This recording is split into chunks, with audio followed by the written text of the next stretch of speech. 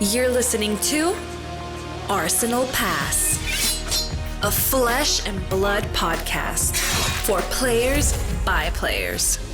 And all about strategy, leveling up, and the latest news in the world of Wraith. Welcome to Arsenal Pass. Welcome back to episode 13 of Arsenal Pass. I'm Brendan Patrick, joined always by calling champion Hayden Dale. This week we're taking a break from our class spotlights and jumping into something very important as we approach the road to nationals, and U.S. calling seasons. Both myself and Hayden have a very structured way of preparing for events, and we want to use this episode as a chance to share our tips and make certain that all the Arsenal Pass listeners are ready and prepared to take on any big event, whether it be your first or your 50th. But before that, Hayden, thank you so much for joining me. How are you doing? Hey, Brendan. I'm good, thanks. It's been a good week and just been moving house, so trying to get the last of that wrapped up. It's always a little bit stressful, and I'm sick of doing flight packs. So, yeah. And for our listeners in the United States, what the heck is a flight pack? Because I don't even know. Oh, really? You know, when you go to, like a furniture store and you buy the furniture and it comes in a box and you have to set it up yourself, you know? Okay, yes, we do have those, but I don't know if we call them flight packs. You know, because they're in a pack and it's flat. Flat packs. I thought you were saying flight. Oh, there we go. Classic interpretation issue there with the accents. Oh, yeah, it's okay. So, hey, let's just dive into it. What is your, I know you said you just moved. What has your past week looked like in Flesh and Blood? What have you been doing? Yeah, so we've been able to play some Flesh and Blood, which has been great. Mostly testing, getting to class constructed now with Road to Nationals just around the corner, really. We're 3 weeks out from the first Road to Nationals, which is super exciting. So, yeah, testing. Still here in Sydney, Australia, in a lockdown for another week, unfortunately. So, played another local online event on Wednesday for one of the local stores here in Sydney.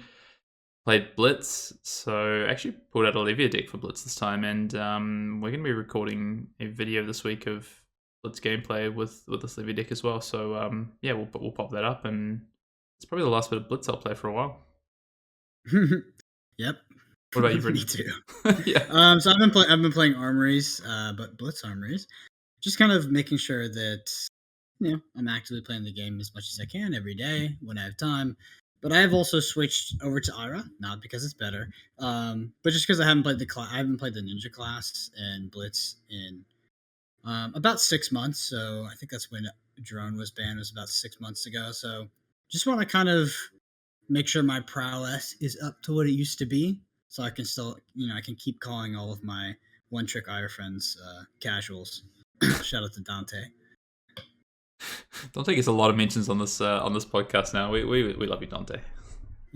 Jeez. Dante is my favorite fan. He goes on these long walks where he listens to them, and if we don't upload on time, he complains to me about how his walk was ruined, and it's all my fault, and never get it back. I might have also been a recipient of one of those messages, so there you go. Anyway, Hayden, let's start off by jumping into the news. So we have, as you've probably heard, and I think a lot of people have heard, I actually didn't think it was real when I first saw it, but we do have a name for the next set. It's called Tales of Aria. And it's set to be released on September 24th, according to a possible leaked industry magazine cover. So this is pretty interesting in the sense that I think it's been confirmed now because it's on the website. But at the time, I was like, okay, yeah, a magazine would have to get these assets kind of beforehand and all this kind of stuff, because they had photos of product and all this kind of stuff, and the kind of marquee art, which, by the way, looks like a Ranger. So confirmed Ranger in the next set. But yeah, totally leaked. Next set. We're not going to get any word from LSS, other than, the grayed out article on the website, I think until July 27th. So maybe a bit early than they were expecting. Maybe it's on purpose. I'm not sure. But So that puts the release of Tales of Aria 2 weeks after Vegas, where the world premiere is held. So presumably a pre-release weekend on the 17th. So Hayden, what do you make for this info? What do you make of the Ranger Tales of Aria set? Yeah, I mean, it kind of passed me by when I first saw that. People were posting it around on Discord and Facebook, and wasn't really sure what to make of it. But like you say, then LSS actually posted they put out a grayed up article on the website, all but confirming exactly what was being told. So it'd be interesting to see what it is. It does, like you say, I didn't really pay too much attention to the cover art, to be honest, but it does look like there's a bit of a kind of ethereal bow or something going on there. So yeah, looks like we might have a ranger. I think it's great that it feels like the set's coming pretty close to Monarch, I guess, in some ways, because we haven't had as many events, but they're all starting to really come through with Road to Nationals, obviously. So I think once we get through this Road to Nationals season, we're going to be pretty excited about a new set, and then it's going to lead into, obviously, national season as well. So yeah, I'm looking forward to it. Yeah, absolutely. And in other news, so Melbourne Calling was meant to be this weekend here in Australia, which is now being cancelled, unfortunately. So Australia going through a bit of a battle, I guess, with things right now in terms of, I guess hopefully a final wave of COVID once we get towards vaccinations, things, etc., etc. So unfortunately, that's meant the LSS have had to cancel the Melbourne Calling because internal borders within our states and Australia are closed. People can't get to events. Events can't be held without restrictions, things like this. So instead, LSS have, I think, stepped up and done a pretty great thing for the people of Melbourne and Victoria, who have been really unlucky. They didn't get to attend the last calling here in New Zealand, Australia. They didn't get to go to the New Zealand calling that was held last month. So they've put on a PTI for all of the people who can attend in Melbourne this weekend, which is awesome. To still have an event for those guys who have not been able to play competitively. I think it's only going to be, I think they've capped it at about 80 people. They probably might get to that amount of people with who can travel locally. It's basically only people within the state of Victoria, which is where Melbourne is, who will get to go. But look, they get to play a PTI. There's still a gold foil on the line. There's something awesome happening. So looking forward to see what happens there this weekend. It's still going to be limited, so sealed with top 8 draft. I don't think there'll be any coverage, but we might get some updates on Facebook and things like that. And yeah, moving on, Road to Nationals and Nationals. No further news on that yet from LSS around when Nationals will be happening for countries other than the US at the moment. But we are starting to see Road to Nationals pop up in the event finder. So if you are looking out for Road to Nationals events, stay glued to that event finder for your local area. Check Facebook pages for stores that either your local stores or will be running events. And yeah, I mean, that's something we're actually going to get into today is I guess registering and getting into events. But just event finder, Facebook, try and keep abreast of what's happening to get into those Road to Nationals events that you want to play in. Yep, and keep in mind that Road to Nationals are still going up day by day. I had a locals put one up yesterday, so interesting process. I think I would kind of all expected them to release at the same time, but that is not the case. A lot went up on the same day. I think that was like last Monday or something like that, but there are still stores that have lagged in terms of actually setting them up on Gem, so you could still have more events in your local area, and what is on the event locator might not be all the events actually in your area. So keep an eye out for that. Yeah. Just want to mention our kind of sub podcast now, I guess. It's called Arsenal Pass Time in the Round. Sort of a YouTube exclusive where we do a more free form kind of what would you call discussion, it? Really. Yeah. Discussion. Yeah, we just kind of talk about things. Like last episode, we talked about the history of the game, how we met, all this kind of stuff. So not really focused on kind of giving you value every second of the podcast that we can, but definitely just me and Hayden kind of chatting about the game and putting out more of our actual opinions out there. So if you're interested in that, go check it out. It's on the Arsenal Pass YouTube. And then while you're there, we are closing in at 500 subscribers, so smash that subscribe button, ladies and gentlemen. It's going to be a YouTube exclusive. But there's also something awesome. We're at like 463 right now. At 500, Hayden is actually committed to shaving his head. So if we can hit that goal by Friday, we're going to have a bald Hayden here. I wonder what you were going to say. I will definitely not be shaving my head, but we might start putting something in the works once we get to 500 subscribers. There's a lot of things me and Brendan have talked about, so we might have to start actioning some of those. I will not be shaving my head, though. A little bit of a take back she's there, I see. Okay. Got cold feet. All right, well, enough about shaving heads, Brendan. To round out the news, I just wanted to share as well. Of course, we are a Channel Fireball affiliate, so if you are shopping on Channel Fireball and want to, throw a bit of a kickback our way, when you get to the checkout, there's a little code section. Just pop in Arsenal Pass, one word, and it helps us out. So thank you very much. Other than that, Brendan, what's that smell? Oh, We got to put my thongs on, not my underwear. These are my flip flops, as we Americans would call them, but they're thongs in Australia. Throw the thongs on, put on the Hawaiian shirt, head over to the barbecue because it's a Command and Cookout section, but it's a bit different. Ain't no shrimpies on the barbie this week. We're going to be talking about the recent charity event that happened, a huge event that spans multiple weeks and culminated with a top 8 last weekend, and many top players playing in this event, and a very exciting top 8 and final. But Hayden, why don't you break it down for me? Give me your first thoughts and just tell me your thought of the event.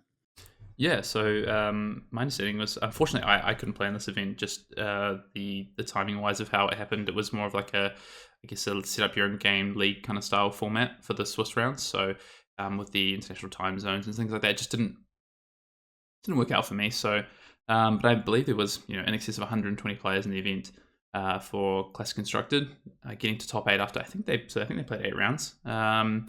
There was in the top 8, so it ended up being 2 Dorinthia, 2 Katsu, 1 Bravo, and 3 Chain. So really quite cool and semi-diverse top 8 there with the 2 Dorinthias and the 2 Katsu, which maybe people might not have expected getting to the top 8, especially since the Katsu decks were both more aggressive or mid-rangey aggressive decks, which was cool to see. And the 2 Dorinthia as well, I think through the first early part of this format, we've seen less Dorinthia. So, yeah, I mean, and some of the, top players in the game into the top 8, likes of Dante Delfico, Kieran in there, Kale playing his patented Bravo was awesome to see. So yeah, I understand there was a lot of chain in this event. So we had Damakai, who's been on the pod before. He came 9th and he was playing chain. He gave us a little bit of an understanding of the meta alongside with actually. So Kieran ended up winning the event on Katsu. Kieran, another alum of the podcast before, Session Blood, LSS, Organized Player Manager, Kieran McIntaggart, playing a Katsu deck. What did you think of that Katsu deck, Brendan? I know you saw the list. Was that interesting to you? Was it what you were expecting to maybe take a Class Constructed event like this?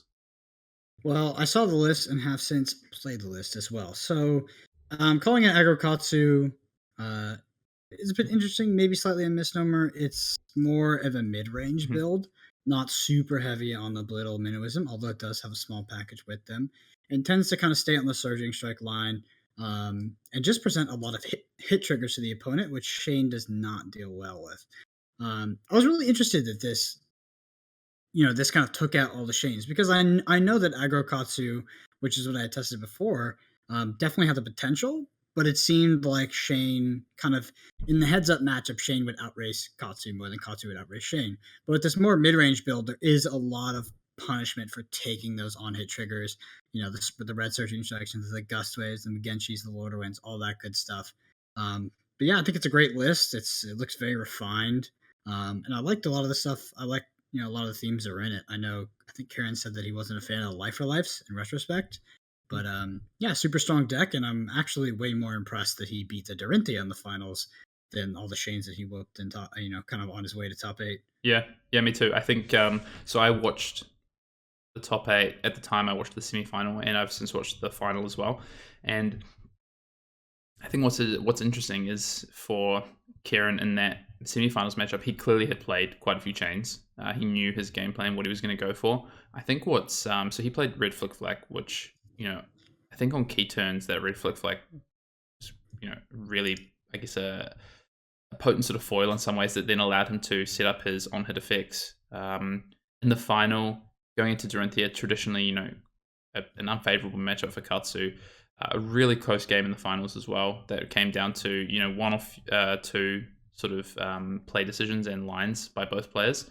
And then Kieran managed to set up a Magenshi Lord of Wind to take it, which is one of my favorite things to see out of Katsu players, getting that Magenshi into Lord of Wind combo.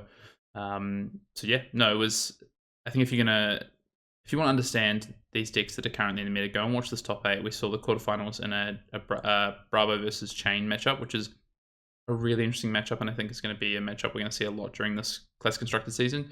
You've got Chain versus Katsu in the semifinals, and then of course the Chain and Dorinthia. So you get to Katsu and Dorinthia in the final. So really good cross section of the meta and what we're probably going to see. Brendan, do you think do you think this changes Class Constructed, I guess, in the short term as we head into the first lot of Road to Nationals?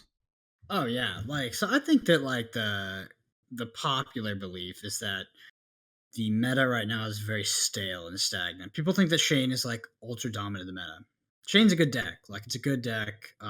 It can do what it wants to do pretty consistently, and I don't know, it kind of gets the job done. But that's not the meta, to be honest. Like when I go into armories and stuff, you see sort of like the sort of like 2-3 week lag. You still see people on control Katsu, which is, I don't know, in my opinion, that deck has almost no legs, especially against some of the new tactics like that Shane is employing, which you saw Dante Delfico do in the quarterfinals.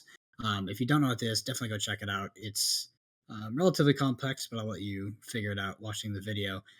But yeah, I mean, we saw like a rebound. So we saw Shane come out, be very strong. We saw rebalancing by people playing control decks. So first was Control Katsu. Control Katsu is probably the weakest of the few. Then there was Control Bravo, which was literally just fatigue. Eventually played sigils, all this stuff. And then Shane also had a way to beat that. And then out of that, because there were so many Shanes that were so successful, we saw an Aggro Katsu list that was able to take down Shane's. I guess I didn't see Karen's pre-top 8 games, but he had to be pretty consistent against Shane if he got there. And then obviously won the whole thing. So yeah, this absolutely changes the meta. If anybody listening plays Shane, they probably know that Shane, the deck is very miserable in the mirror, so it's not really an ideal deck to take to Road to Nationals or a calling or something like that, because your mirror is about as close to a coin flip as it gets, in my opinion.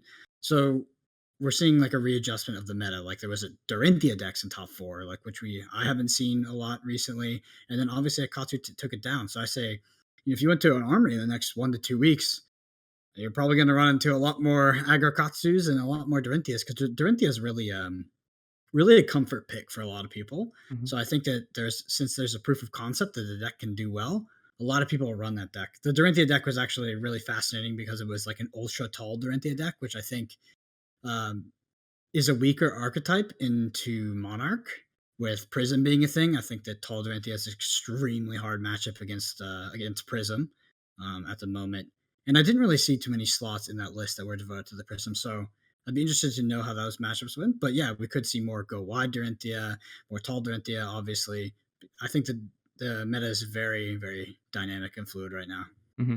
I wonder if, from Aaron's side, so Aaron Curtis, 2-time calling top 8 competitor there, was the Dorinthia player in the finals. To be honest, I wonder if he just said, I don't think people are going to play Prism, or I can dodge it and I just won't worry about that matchup, because you only have 80 slots, right? So obviously trying to cater to every matchup and have active plans in every matchup isn't always possible. You can have plans, but can you afford to use card slots for those plans? Maybe not. So very well could have been that Aaron said, Chain, Bravo, and the mirror maybe is what he's worried about. Katsu maybe. So.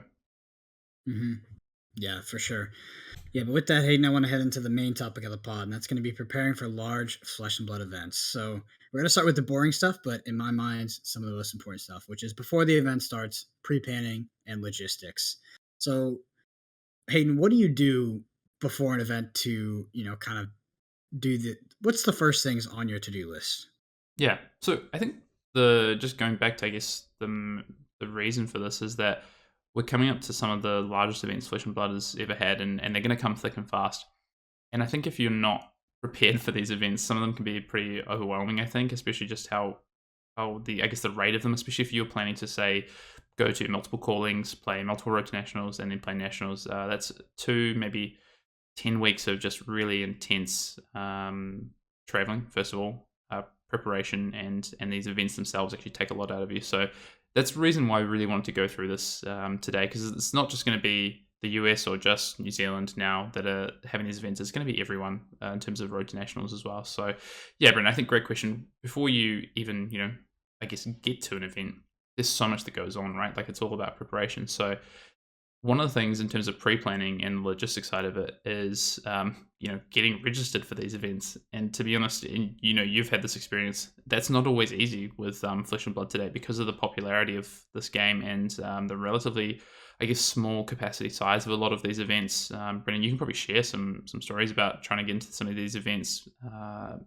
Maybe do that, and then we'll get into some tactics. For sure. So in North America, it's basically a part-time job. So we're talking about Road to Nationals here. So for Road to Nationals, a lot of it is done in like literally like your local game store, right? So the local game store, especially in times of COVID, usually can't host people, more than 20 to 30 people.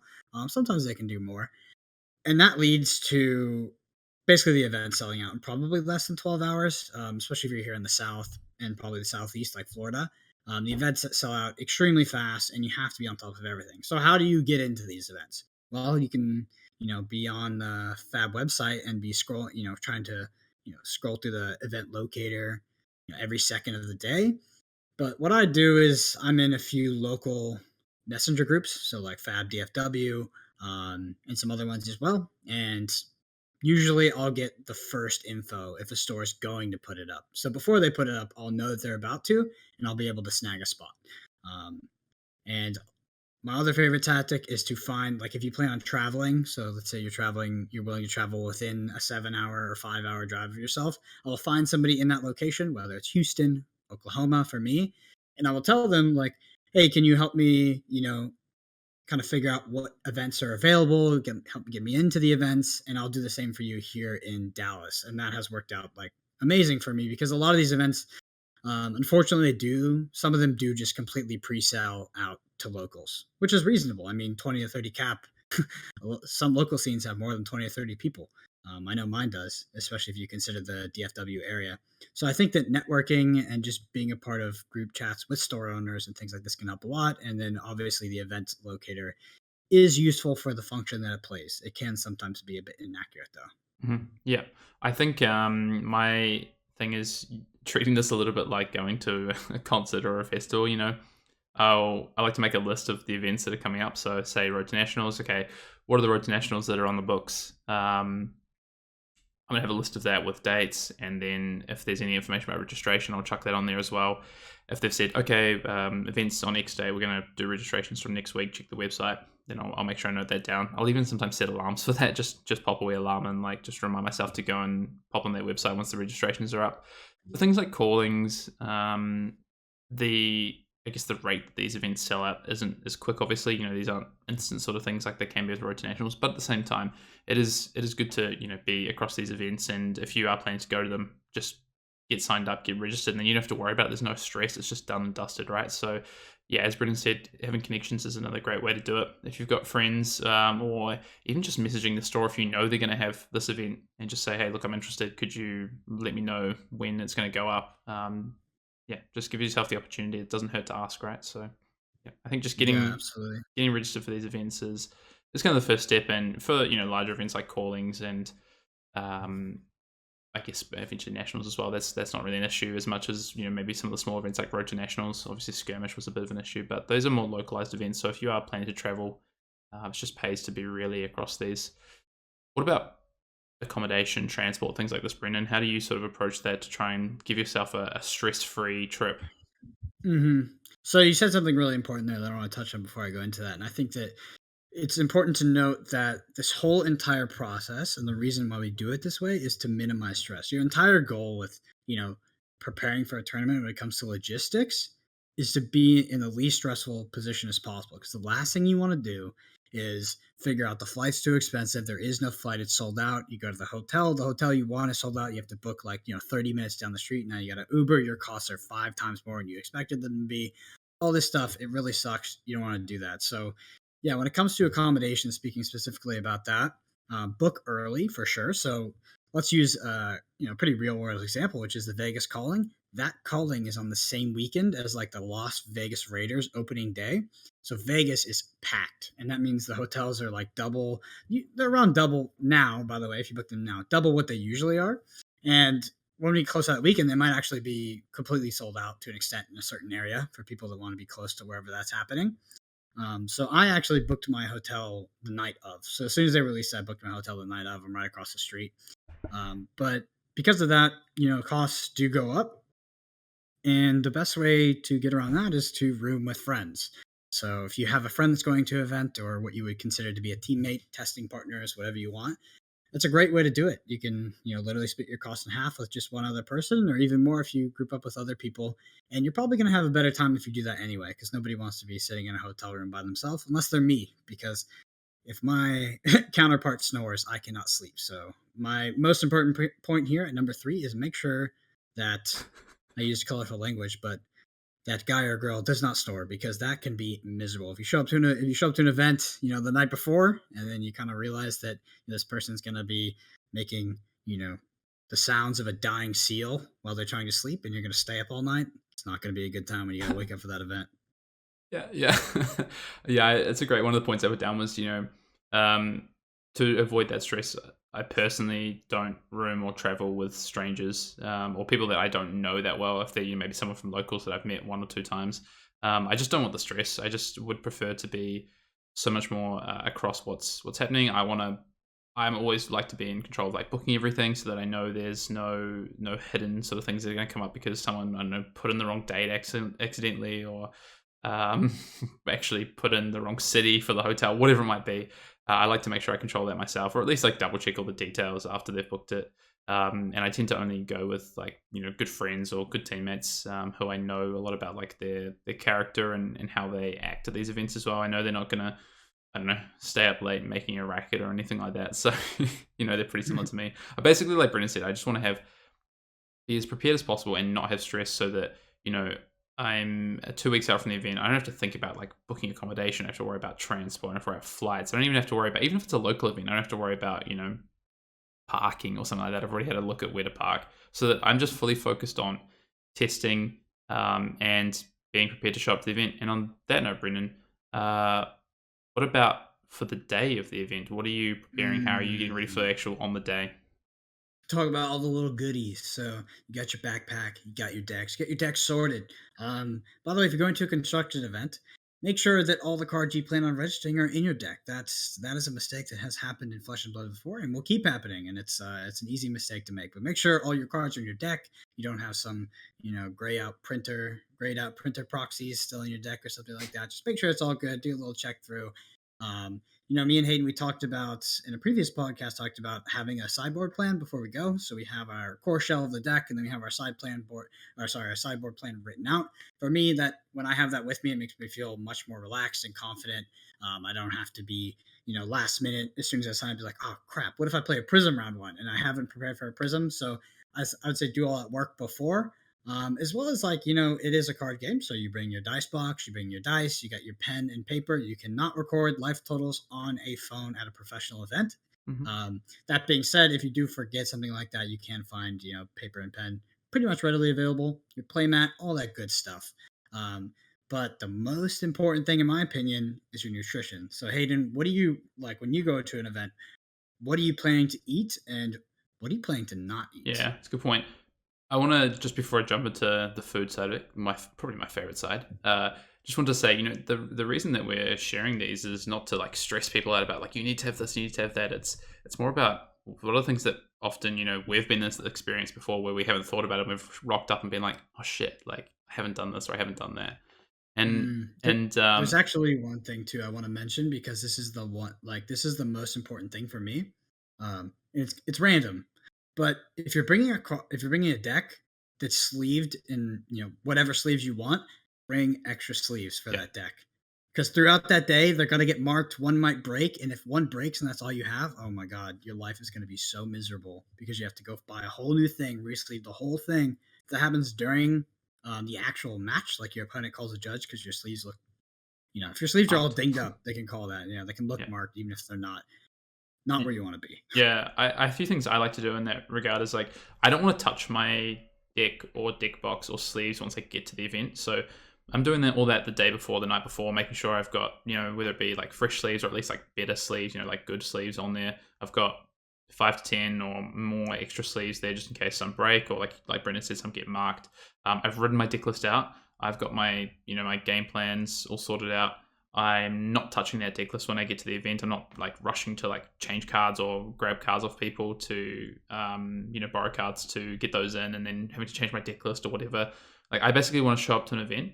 I want to show up like 20 minutes before the event starts. I don't want to touch my deck box. I don't want to touch the Decklist. Like I'm all ready to go. I've double checked it to make sure there's no errors. The last thing you want is a deck registration error and getting an intellect penalty for that. So, you can just mitigate all these effects by just being sorted the night before. But food food you can also sort the night before. So another one you don't need to be And rushing around. should. Then You yeah, you definitely should. should, both for financial reasons and because what they offer at these places is usually crap. Oh, dude, it's so terrible. I've never been to a card game event and been like, oh, I've just had some great food at lunchtime from the canteen or the cafe that's in the event. Never happens. Never happens. You can. One thing I do like to do is maybe just do a little quick Google. Like, is there any lunch options around there? I don't know, like a sandwich shop or a salad place or whatever that I would eat that's within sort of 5 minute walking distance. So, if I do finish around early, I can go and get something of like real substance. But I'm always prepared that I just have the mindset that, okay, what if all my rounds go to time and I don't actually get time to go, grab some lunch, or there's other factors that don't allow me to do that? I'm always making sure that I've got, snacks with me at the event, and I'm making sure that I'm taking snacks that are like, good energy, good brain food, right? So I'm gonna have some carbs, gonna have some proteins. So I'm gonna like Scroggin, I think is a great one I love to take, the trail mix. Have that with me. I'll take usually like a power bar, protein bar, whatever, something that's gonna just like give me some fuel like early in the morning. Water, I usually like at least have like 2 bottles with me, and I can fill those back up. I like to have 2 bottles. I'm a pretty greedy guy. I like to drink a lot of water. So, and then if I know that I'm not going to be able to get lunch for whatever reason, either there's just no good options around, then I will get something in the morning. Like I will make time. I will say like the day before, I'm like, okay, I'm going to leave 25 minutes early, and I'm going to stop at this place and grab like a sandwich or a salad or whatever, because I want to make sure I've got food to eat. I get halfway through the day, and if I'm not eating, my brain starts to turn to mush. Some people will fine with that. I know Jason Long, his tactic is don't eat. Like that's I also don't eat, funny enough. Oh, you don't eat it? Okay, so I'm a big fan of like having snacks and like having food. I don't want food that's gonna, slow me down though. Like I'm not gonna have like I don't know, like a burger or a big like heavy meal, because that's just gonna put me to sleep and my brain's gonna shut off. Pizza is almost always the wrong choice. Almost always the wrong choice, but it is like the number one choice. So yeah, for me, it's kind of hard for me to give applicable tips because like I actually fast like 22 hours a day just regularly. You're a maniac. Yeah, so it helps me focus, like it helps my energy levels, like all of that kind of stuff. So during these events, I probably won't eat. I'll drink a lot of water. I might bring um, like some kind of lunch meat or something like that and some bananas, but that's about it. Because like I don't want to be so hungry that I'm uncomfortable, but I don't want to. I'm Because of my eating habits, like I said, with the fasting, like I'm very sensitive to if I eat a lot of food, I'll get tired. Because that's basically what I've trained my body to do is eat and then go to sleep and then basically function on my whole day without food. That being said, if the event goes from 8 a.m. to 1 a.m., that's not normal for me. So I would probably have to eat somewhere in there. But yeah, it's definitely a delicate thing for me to do. And yeah, I mean, if I ate a pizza on my diet, I would literally I'd fall asleep for sure. Yeah. No, I always make sure I'm prepared. Like fruit, nuts, like they're good. And then sometimes I won't, like you say, like a big kind of meal, food, things like that. Like I might grab a sandwich, but I try to keep it pretty light because I don't want the brain to switch off. Don't want to start getting lethargic. But yeah, all right, Brendan, let's move on. Let's move to our sort of second point, I guess, and this is, I guess, make a weekend of it. If you're traveling to events, maybe you're going to the Vegas Calling or to Nationals in where is Nationals? Mm-hmm. Orlando, is it? Sorry, Nationals is in Orlando, but not Road to Nationals. Yeah, so if you're heading there or you're heading to a Road to Nationals, that's a few hours away, whatever it might be. Try and take your mind off Flesh and Blood a little bit. Don't make it all about Flesh and Blood. And one of the great ways to do that is travel with people that you like, so that you have fun, you're with friends, you're having a good time. But then if you've got some extra time left over, like if you're going to stay the night, maybe after the event, then why not go and do something the next day? Whether it be hang out with friends, do a bit of sightseeing, just kind of take some pressure off the weekend. You don't want it to all be, I guess, and this is coming from me. I'm not sure if you're the same, Brendan, but if it's all Flesh and Blood and that's all you're doing, then you don't get to decompress after the event. Yeah, I mean, so this kind of comes to, I know this is more about your next point, which is, let me just answer your first question. Yeah. So when I travel, if I do travel, and I know not everybody will be in the same scenario as me and won't be able to do this, but I will generally go out if, say, the event is, Friday to Sunday, I'll go out on Thursday, I'll leave on Monday. Maybe you're not able to do that. But yeah, I think it's super important not to make it all about Flesh and Blood. Because like if you're going to these pro events, if you're serious about it, you're prepared you've done the work and it's in your brain. The last minute testing and stressing that you're going to do probably won't help you. No. I say that as a rule, but then I know me and Sasha changed to the deck that we brought to the calling, like, the night before. But that's just how it is. So if you can be that person, this is like any kind of sports psychology to talk about this. Like, you've put in the work, you've done the practice, your body, and you know what to do. You like stressing overnight and kind of trying to change things last minute is likely going to hurt you more than it's going to help you. That's a good example though, because you guys weren't planning to do that. So you and Sasha weren't planning to change the deck the night before. You weren't thinking, oh, we've still got last minute testing to do. You were both obviously during the week talking about the deck. You had sort of a set deck, and then things just kind of came up on that last day that made you guys go away and change things. But it wasn't in the plan, right? You weren't planning to do that. Yeah, it was the old deck sucks, mate. One of those. But yeah, I mean, we just realized that, like, I don't know, a lot of the cards that we had added in, we actually didn't need. We weren't going to go to time as fast as we did, and we could cut a lot of the fat that we had in there, and we leaned out the deck. And I think it was like the changes we did make were very, very successful. But yeah, I mean, we were both having dinner like after the battle hardened. That's the event that happens before the calling. And it's actually kind of funny. We're in like a Mexican restaurant. I think we were with like Nick Butcher, not Luke Fletcher, but Luke Badger, his friend, I can't remember his name, and then Sasha's wife and my partner. And we were like trying to eat Mexican food and enjoy each other. And I was just like, Sasha was sitting on the other table, like the other side of the table from me. And I was just like looking at him. He's like looking at me. And I'm like, yeah. You want to change the deck? And he's like, yeah. I've written down like 3 pages of notes in my phone. I was like, all right, let's go. And we just threw money on the table and left early because we just like had to get it done. You just left your partners and wives to just sort themselves out? Yes, yeah, we actually did. We I don't know. It was getting late, and we were just like, we got to change it. We got to go. But it was just so funny because I was like, hey man, I was thinking about changing the deck, and he was like, oh yeah, I have these 3 pages of notes about everything I'm going to change. I was like, all right, let's go. Yeah, so it's a calculated like decision, right? But going back to the piece, Brendan, you say you go Thursday, come back on the Monday, whatever it is. Maybe you can't do that. For you, it's a real tight turnaround. You want to get to these events and play, but logistically and time wise, and maybe financially, it's not viable to be spending multiple days at events or in cities, whatever it might be. That's fine. But I think one of the things that you can do is that don't be on the way to the event. Even if you're driving an hour, 2 hours to the event, if you're prepared and you're ready to go, like Brendan said, you don't need to be overthinking and rethinking the deck. Let's use an example. You have an event that starts at 10 a.m. The drive is 2 hours. You leave at 7:30 a.m. If you're the whole time just thinking about, maybe I should be changing this, or what about this? You've already prepared for that. If you start second guessing yourself and rethinking and rehashing these things, you're just going to mentally drain yourself by the time you get to the event and be so in your own head about it. And for some people, maybe that's not the case. They want to do, I guess, like it's like cramming for a test in the morning. But I think in general, if you start mentally draining yourself and stressing yourself out before you even get to the event, you're just setting yourself up for failure. Mm-hmm. Yeah, and I think unneeded stress, which our whole entire process is about reducing stress, doesn't help you in these events.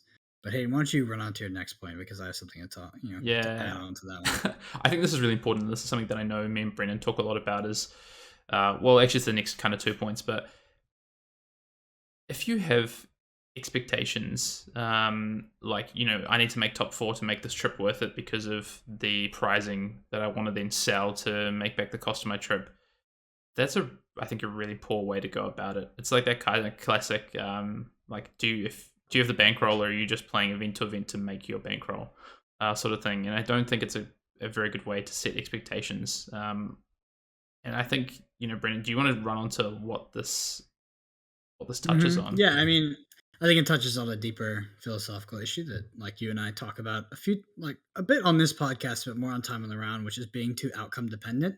And that you should probably focus on if you focus on the process, the outcome will follow. It's really important to not let an amazing trip and weekend and experience be ruined because you didn't live up to some sort of artificial expectation you set for yourself, whether it be top 4, winning, all this kind of stuff. Like, you have plenty of time to reflect on that later. If you're that kind of person that wants to beat yourself up over it, I'm not going to be able to change that mindset, in the course of this 5 minutes I talk to you about it. But don't do it on the weekend. There's no point. Like, you have the flight back. You have when you get back. You don't need to beat yourself up and have a crap weekend because you didn't perform how you wanted to in what is ultimately a card game. There's always going to be variance. And for me, and I think for Hayden as well, the way that we avoid this is like we have a goal. We have an outcome, right? but we're not outcome dependent. We chase the process and focus on what it takes to get there and find joy in being disciplined and being consistent and hitting those goals every single day. And the more consistent we are with our goals, and the better our testing is, the results should follow that. Yeah. But we're not going to bet the house on the results. Like if it doesn't go our way, all that means is that we learn and that there's a next time. Yeah. I know I've had some friends or acquaintances who, for instance, played on like the Magic Pro Tour for a while. And they really felt like, okay, if I don't cash this event, I'm not going to be able to go to the next event. One, either because of, actually they couldn't get an invite, but actually for some of them it was like, if I don't get this money, I'm not going to be able to justify going to these events. And that's a really, I think, tough mindset to be in. And around what Brendan said around, don't let it take away from your weekend or your experience. I think that's so important. I have a personal example of this from the calling just being, I had a really tough day one in terms of the sealed format. So as Brendan said, I went like a 2-2. Yeah, I 2-2 and just dropped. I was like, I'm done. Wanted to get my mind reset to play the PTI the next day, which was a constructed PTI. So had a really good run through the first few rounds, felt really good about the deck, felt good about what I was on, felt like I was like, it got to about round 5 and I was X-1 and I was like, okay, I'm going to top 8 and then win this event. I feel really good about this. And then I make a massive play mistake in what is effectively my win and in round. Like a really big play mistake, and I lose the game on the spot. And I walk away. I'm pretty in my head at this point. I'm pretty upset about it. I've just probably punted the top 8 here. Take half an hour, 45 minutes, and just reset myself and just get on with the weekend. There's still a day and a half in Auckland, there where I was at the time, to spend with friends that I hadn't seen in ages, to enjoy, like side events, games, nice dinners, things like this. So, I didn't, as much as I was upset at myself and, kind of the outcome that I guess wanted or I thought about had been missed. You just got to move on. I think I can go back and then think about learnings post the event and how I can change that for next time. But in the moment, I just, you just got to get through it, I think. Yeah, I think that kind of in the scope of this, I'm not going to give you some crap advice like it's a game, just have fun, because it's not just a game for a lot of you. Like, you put a lot of time into it, you put a lot of effort into it. It's a passion, it's a hobby, and like you want to be successful. But that doesn't mean that you should employ toxic mindsets in order to kind of reprimand yourself for not achieving something, especially when there's variance involved. And I think that like that's what we're trying to get at, is just adopt these sort of healthy mindsets and new ways of thinking about losing and how that contributes to your future improvement. And I think putting things into perspective as well is really important. Like if I lose to road to Nats, like if I scrubbed out of a road to Nats, I'd be pretty disappointed with myself, because like I believe my skill level is much higher than that. But then at the end of the day, what is it? It's a road to Nats. It doesn't matter. It's a calling. It doesn't matter. Mm-hmm. Like it depends what your goal is, but when you put things into perspective, I think it's much easier to take them as learning experiences rather than you're a fraud, you're bad, and all this kind of stuff. It doesn't get you anywhere. Yep. Couldn't agree more. All right, well, that's, I guess, more of our philosophical side of the preparing for events, and just making sure, really stress-free. You get to the event, you make the weekend more than just about fab. You're, you're keeping that healthy mindset, and you're not letting yourself get too into either in your own head or, I guess, too into it that it can really, derail a whole weekend or weeks or months for you. So I think that's really important. Let's move on to something that's, super important as well, Brendan, testing. How, I guess we can share a little bit about how we've, thought about testing in the past, either with other people or how we test now. But let's talk about some things that mean that you can test effectively. And I think one of the first things for me is have a team, have some people to test with. And I think this can look very different depending on who you are and I guess the level of maybe play that you're aspiring to, the time that you have to put into it, the people that you have around you. So I think the first thing is identify kind of what you want to get out of it. If you want to spend, maybe it's 10 hours a week testing, maybe you just want to find one other person who can do that as well, who's local to you. Maybe it becomes someone not local to you because, of the joys and the wonders of the internet and TTS and webcams and things like this that you can, test with other people. maybe it's the fact that you're not even going to test with just one or two people. You might have a bunch of people that you test with regularly, and you just have like a day in each time with them. I think there's a few different ways to test, and you'll get different things out of all of them. Yeah. Yep, and I think this flows into our next topic, which is you got to set expectations. So I'm gonna give you a really cheesy quote, which is "Practice doesn't make perfect. Perfect practice makes perfect." It's really important. Like just playing games is not enough. Like yeah, if you're new to the game and you're just jamming games, like you're gonna understand the cards more and you're gonna recognize things better. But if you truly like, if you want to be the best, you need to focus on what you're trying to achieve. You need to set goals and understand, like what exactly this testing session is for and get the most out of every single session, right? You're not just mindlessly playing games or just, playing to, have a meme deck and have fun. You're like, I think that chain can beat control Bravo. And you just drill that and you play it over and over and over again. And then you adjust and you play it again and again and again. And then you come out with your opinion. You have an educated opinion that's based on data and all this kind of stuff. And I think it depends where your goal is, right? Like you can have fun and you can just goof around and you can go to events and you can meet friends and you can play side events and all that kind of stuff. But if you want to set yourself up to win these sort of things, I think that a regimented practice schedule is extremely important. And that starts with scheduling time. Like if you have a team, I think one of the worst things you can do, and that you'll find out pretty quickly if you start doing it, is just be like, okay, guys, we're a testing team. We'll jam games. We'll play some games when we have time. So that's going to start out. You're going to play some games, right? You can play some games on Monday and Tuesday.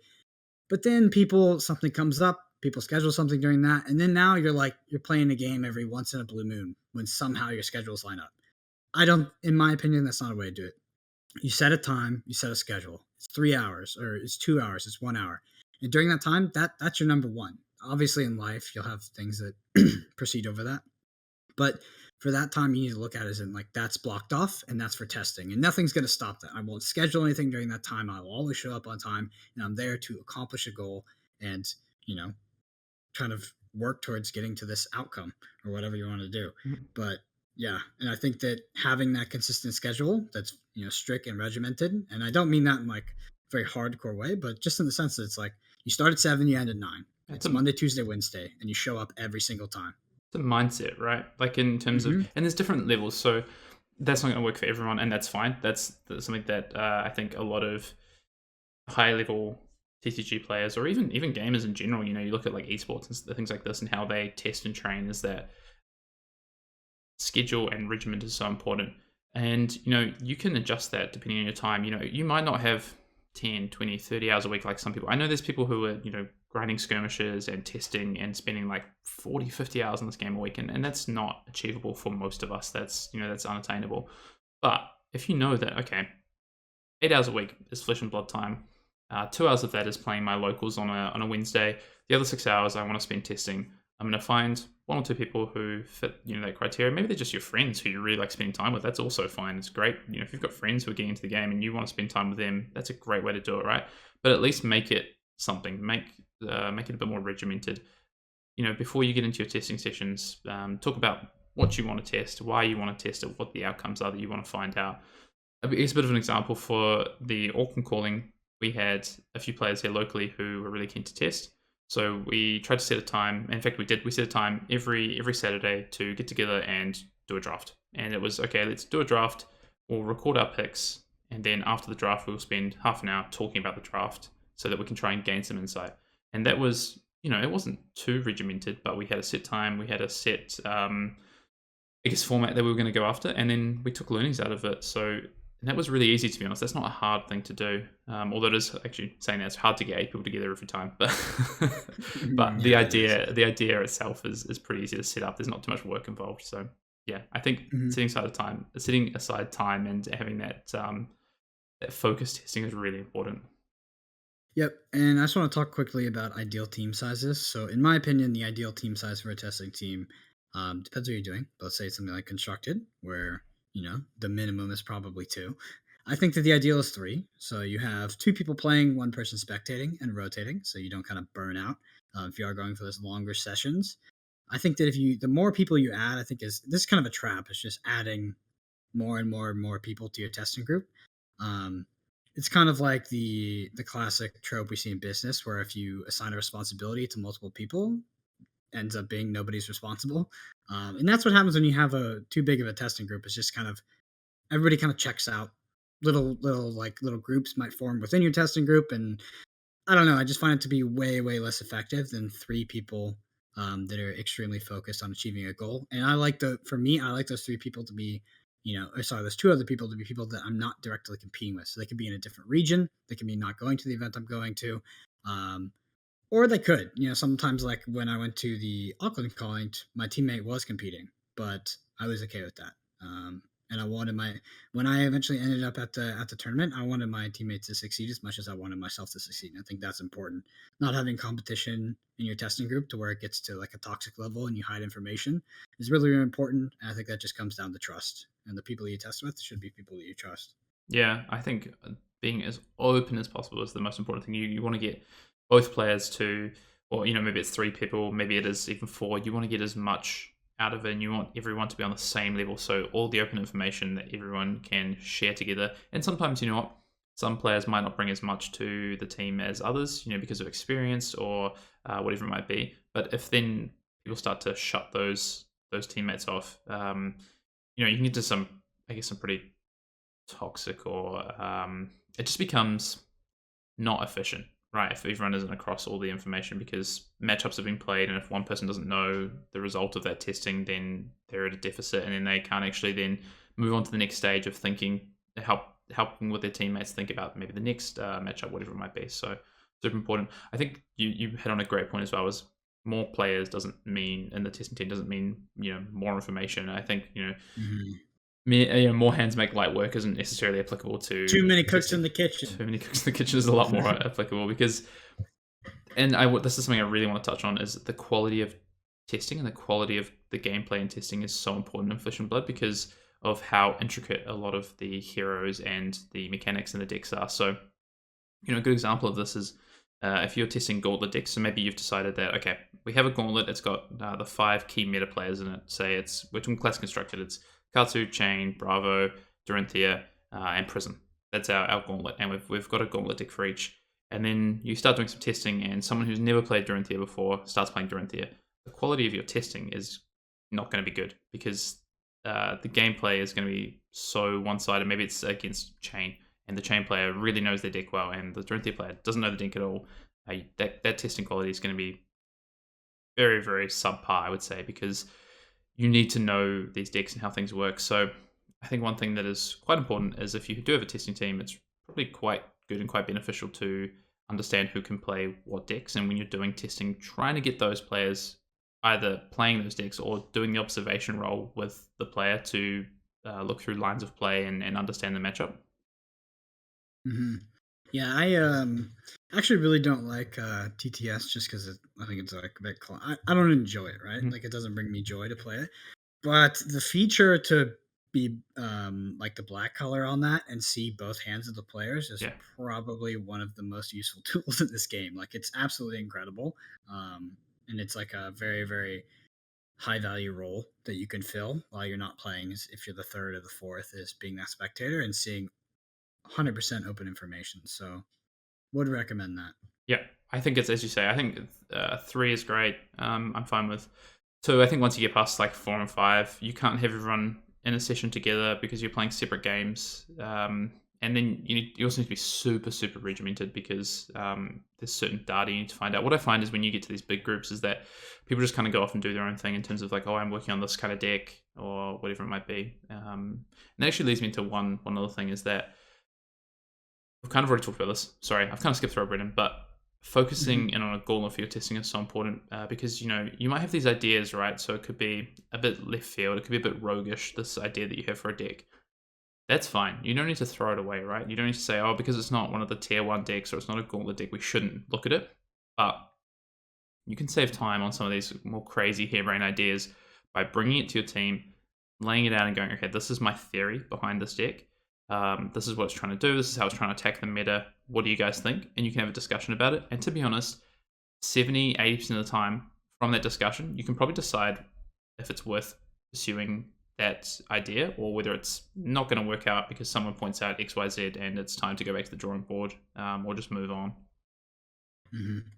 Absolutely. So getting into our last point here, which is going to be research data, keeping up to date. So how do you have these gauntlet decks? So as Road to Nationals starts up and we have this charity event and basically any higher level event, we're in a lucky situation because those events, or be it LSS, provide you deck lists.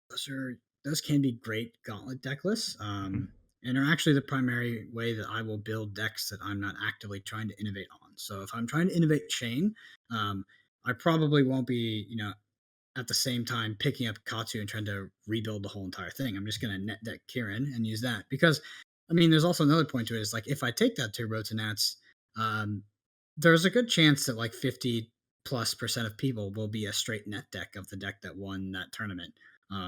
So yeah, that's generally what I'll do to kind of collect information on decks, what decks to play, what lists, all this kind of stuff.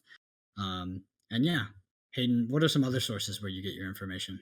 Yeah, I like to keep up with like other content that's coming out because when you have sort of influential, I guess, people talking about decks or talking about cards, that comes to the forefront of the zeitgeist of what people are thinking about when they're building their decks. So something like Chain has been, I guess, heavily talked about. There's a lot of information out there now about Chain because it's been, I guess, the first kind of hero from Monarch that's had success and been focused upon. So something like that, then that comes to my attention. Okay, I know people are thinking about it. It now starts to help me shape what I think the meta is going to be as well. And it also might be a way that I can find out, cards that I wasn't thinking about, or maybe now people are starting to talk about counters to it. So what are those? Like, what do I need to be aware of? So I like to keep on that. Events, like you said, so I will try and follow events. I'll try and find deck lists. If they're not posted by LSS, I'll try and find them on like Discord or things like that, so I can try and keep up with what's happening there.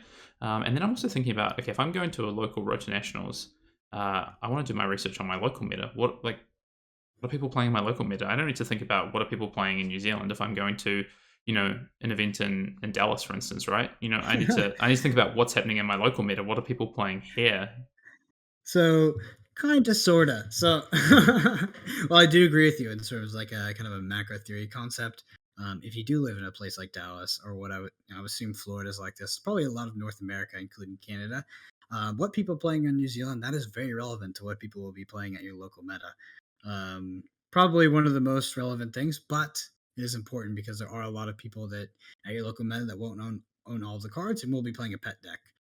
So something like, I know that in my local meta, that pretty much no matter what results go up, I'm going to be facing some prisms. Yeah.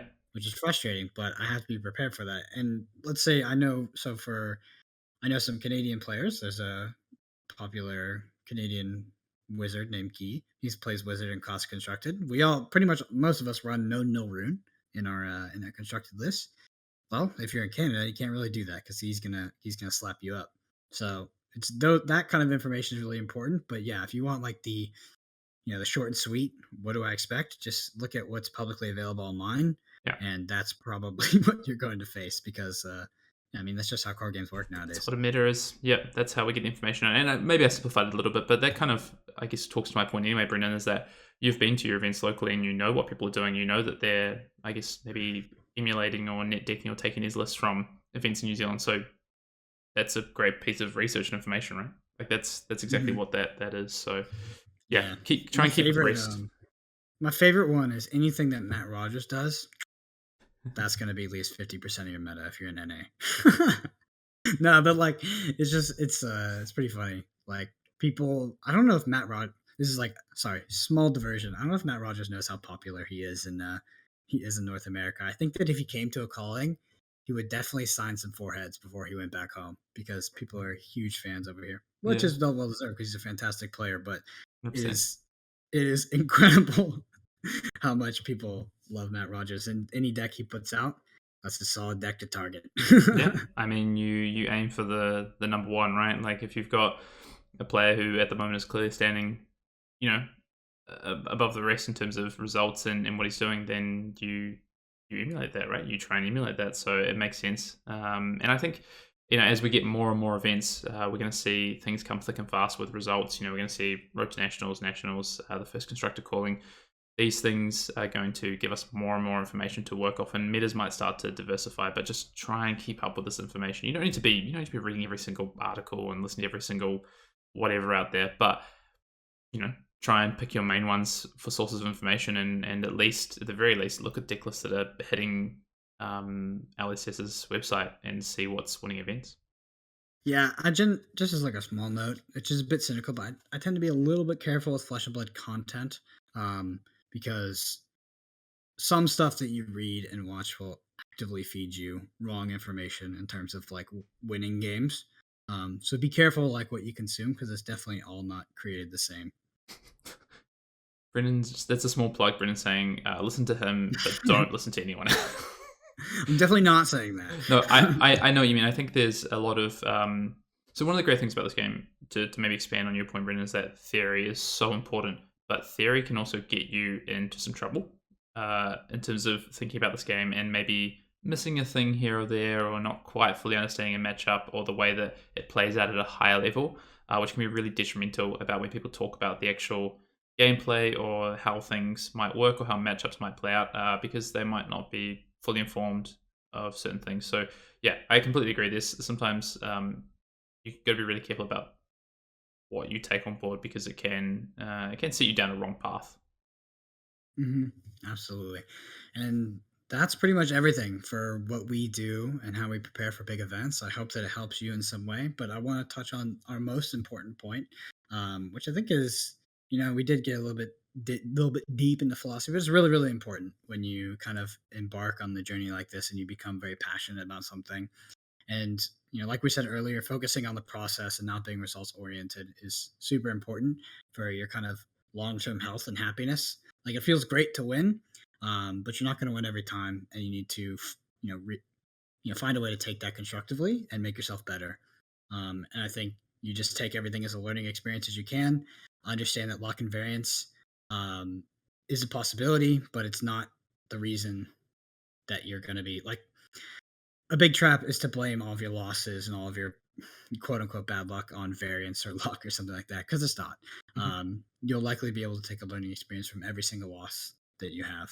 You just have to look deep enough and be open enough to self-analyze. Yeah, it's so important. I think I come away from almost every single game, in Classic Constructed especially, very often in Limited, maybe a little less so in Blitz, just because the game is so short. And I can think back and go, I think I misplayed in the game, or I could have done something better. I could have taken a slightly different line, or I could have, sometimes it starts getting macro where, I cycle back through my deck. I should have set my pitch slightly differently when I was pitching in my early game. There's things like this. There's always something to learn from your games, and but the most important thing, and one of the biggest things I've learned, Brendan, from the last few months, is that losing is actually fantastic, which has been a hard pill to swallow. But losing is, as players get better and the competition gets better, losing, I feel like I'm actually learning a lot from these games. So yeah, a lot more focused on the process. Right? Yeah, perspective as well. Like, I mean, you lose, but I mean, so like, if you're beating yourself up at a locals loss or something like that, which I know it can be hard for some players who put a lot of time in this to take, you got to think that that's only going to run you into bad places in the future. And if your goal is to be like a champion, whether it's a calling champion, a nationals champion, a world champion, those losses don't matter. Those losses are gifts that you have to learn and get better. Because if you just won every game, you'd reinforce, this bad habit, that bad habit. The reality of the world is that nobody's perfect, and we can all improve. Yeah, that's a great one. I feel like, oh god, I feel like I'm in church. I was just gonna say though, I feel like we're a little bit preachy, but pride is something to be really careful of in these games, right? If you're so prideful, often you just kind of miss the bigger picture, and you're not taking these learnings. Like a loss to a new player at your locals is like, look at the flip side. That's fantastic for them. They've just beaten, if you pride yourself as one of the better players at your locals, this, kid comes in and beats you, like, great for them. And you know what? Is there a learning for you? Just sometimes these can be hard to take, but don't need to necessarily always be so prideful about it. But anyway, I hope that, I think for us, the reason that we're sharing this is we're really passionate about preparing for these events and making sure that people are prepared and getting a little bit of a glimpse into how we make sure that there's no stress and how we test and get ready. And it's definitely not meant to be preachy in any way. It's just that, yeah, we love to talk about it and we are passionate about it. So I hope this helps, the Arsenal Pass listeners out there. So thank you everyone for listening to this week's Arsenal Pass. That concludes episode 13. Just wanted to do a quick shout out to our YouTube channel. We are very close to 500 subscribers, and me and Hayden did pause the recording and rediscuss, and he will be dyeing his hair to a bright bleached yellow if we hit that 500 in the next 5 days. So smash that subscribe button, ladies and gentlemen, and we will see a Super Saiyan Hayden in the future. Thanks so much. See you next week. Thanks, guys, and we'll be back with more of our class deep dives in the future. You're a dick.